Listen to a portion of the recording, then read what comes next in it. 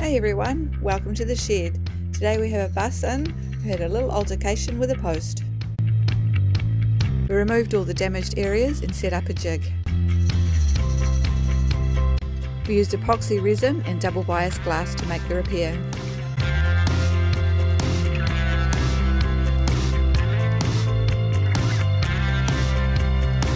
The usual amounts of sanding and it was ready for undercoat.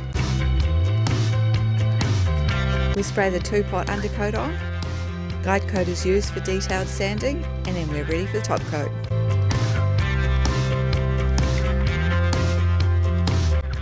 Once the top coat's finished, we put her all back together and she's good to go.